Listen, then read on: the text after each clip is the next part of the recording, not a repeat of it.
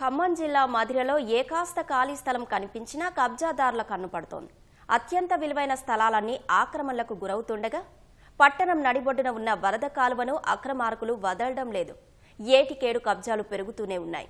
ఫలితంగా ఒకప్పుడు విశాలంగా ఉన్న వరద కాలువ ఆక్రమణలతో కుచించుకుపోతోంది. తెలంగాణ, ఆంధ్రప్రదేశ్ రాష్ట్రాలకు సరిహద్దుగా ఉన్న వాణిజ్య కేంద్రమైన ఖమ్మం జిల్లా మధిరలో స్థలాలకు డిమాండ్ నెలకొంది. రాష్ట్ర విభజన తర్వాత పెరిగిన విలువతో అక్రమార్కులు రెచ్చిపోతున్నారు. ఖమ్మం జిల్లా మధిరలో దశాబ్దాలుగా దిగుడుపాడు నుంచి శివాలయం వరకు 24 అడుగుల వెడల్పుతో ఈ వరద కాలువ ఉంది. ఎగువ ప్రాంతాల నుంచి వచ్చే వరద నీరంతా ఈ కాలువ ద్వారా శివాలయం సమీపంలోని వైరా నదిలో కలుస్తుంది. 24 అడుగులు ఉండే ఈ కాలువ ఏటికేడు పెరిగిన ఆక్రమణలతో ఆనవాళ్లే కోల్పోయి 10 అడుగులు మాత్రమే మిగిలింది. ప్రధాన వీధులున్న ప్రాంతాలతో పాటు మరికొన్ని చోట్ల ఆక్రమణలు మరింత పెరిగి ఏకంగా 4 అడుగులకే కుంచుకుపోయిన దుస్థితి. తెలుగుమాడు నుంచి ఆ కాల వస్తూనే ఉంటుంది. ఆ కాల ఇంతవరకు దాన్ని పట్టించుకున్న రాజకీయ నాయకులు లేరు, అధికారులు లేరు. ఇళ్లలో నీళ్ళు వచ్చి చాలా ఇబ్బంది పడుతున్నాం. మేము అడ్డకట్ట కట్టి ఇళ్లలో నీళ్ళు వచ్చి చాలా ఇబ్బంది పడుతున్నాం. దోమలలో ఒక్కసారి జల్లు వర్షం పడితే ఇళ్లలో నీళ్ళు వస్తున్నాయి. మరి దానికన్నా మా పరిస్థితి మరి మాకు బాగు చేసే నాయకుడు అధికారులు ఎవరు అవపడట్లేదు. ఆ అడ్డకట్ట తీసేమని చెప్పి ఎంతమంది అధికారులు చెప్పినా పట్టించుకోవట్లేదు. అండర్ డ్రైనేజీ అంటే ఓపెన్ అండర్ డ్రైనేజీ అని జిలుగుబాండ్ నుంచి మళ్ళీ శివాలయం దాకా అండర్ డ్రైనేజీ అంటే ఇట్లా ఈ కాలువ ప్రవహిస్తుంది. ఇది సుమారుగా గత 100 సంవత్సరాల క్రితం చూసుకుంటే ఇక్కడ ఒక 80 అడుగుల ప్రవహించేటటువంటి వాగు.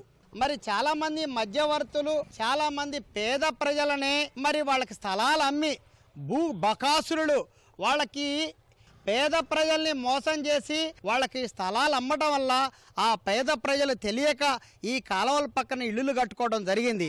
ఈ ప్రవహించే ఈ నీటి కాలువ రోజు రోజుకు కుచించుకుపోయి 60 అడుగులు వెడల్పు ఉన్నటువంటి ఈ కాలువ ఒక దగ్గర చూస్తే 6 అడుగులుంది, ఒక దగ్గర చూస్తే 3 అడుగులుంది, ఒక దగ్గర చూస్తే 10 అడుగులుంది. మధిరలోని దిగుడుపాడు నుంచి సాయినగర్ మీదుగా వైరా రోడ్డు నుంచి హోండా షోరూం వరకు సుందరయ్య నగర్ కూడలి, ఎస్ఎఫ్ఎస్ పాఠశాల, railway under bridge, Ladak Bazar, రజక వీధి, సాయిబాబా గుడి, శివాలయం వరకు ఉండే ఈ కాలువ క్రమక్రమంగా కనుమరుగవుతోంది. ఎక్కడ పడితే అక్కడ ఇష్టారాజ్యంగా కాలువ స్థలాన్ని ఆక్రమించి నిర్మాణాలు చేపట్టారు. రోజుకు రోజు కబ్జాలు పెరగడంతో కాలువ ఆనవాళ్లే కోల్పోయి చిన్న మురుగు కాలువలా దర్శనమిస్తోంది. కాలువలు అందరూ ఆక్రమించుకోవడం వల్ల వర్షాలు కొంత వర్షం పడంగానే ఇళ్లలోకి నీళ్లు ఎక్కువ వస్తున్నాయి. దీనివల్ల మధిరలో అందరూ ఇబ్బంది పడుతున్నారు. ఇది వెంటనే మధిర మున్సిపల్ కమిషనర్ గారు చర్యలు తీసుకొని దీన్ని వెంటనే ఈ ఆక్రమణలు తొలగించి ఈ సమస్యని తొందరగా పరిష్కరిస్తారని కోరుతున్నాం.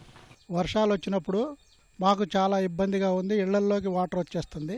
ఇంతకుముందు ఉన్న మోరికాడికి ఇప్పుడు చిన్నదైపోయింది. ఇంతకుముందు చాలా వెడల్పుగా ఉండేది పాతది.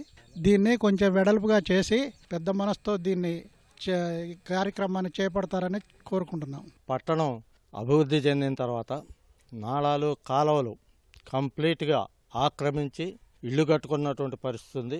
లొడక బజార్లో కూడా ఉన్నటువంటి కాలువ కూడా గేట్ దగ్గరనే అండర్ బ్రిడ్జి దగ్గర నుంచి వచ్చేటువంటి కాలువ ఇటు శివాలయం దాకా ఏటి దాకా ఉన్నటువంటి కాలువ, దానికి అనుసంధానంగానే అక్కడ వైఎస్ఆర్ విగ్రహం దగ్గర ఉన్నటువంటి కాలువ ఇది మొత్తంగా కూడా పూర్తి స్థాయిలో కబ్జాకు గురైంది. ఇప్పుడు వరద వస్తే మొత్తం రోడ్డు మీదకి వీటన్నిటి మీద ప్రవహించి మోకాటి లోతు నీళ్ళలో ఉండాల్సినటువంటి పరిస్థితి ప్రజలకి, రాకపోకలకి, వాహనాలకి అన్నిటికీ ఇబ్బంది జరుగుతూ ఉంది. హైదరాబాద్ లోని హైడ్రా తరహాలో మధిరలోనూ ఆక్రమణలను తొలగించే వ్యవస్థను ఏర్పాటు చేయాలని పట్టణ వాసులు కోరుతున్నారు. మరోవైపు వరద కాలువ, నాలాలు ఎక్కడెక్కడ ఆక్రమణలకు గురవుతున్నాయో గుర్తించి నోటీసులు జారీ చేస్తున్నామని మధిర పురపాలక కమిషనర్ సంపత్ కుమార్ తెలిపారు. ఆక్రమణలు తొలగించేందుకు అవసరమైన చర్యలు చేపడుతున్నట్లు స్పష్టం చేస్తున్నారు.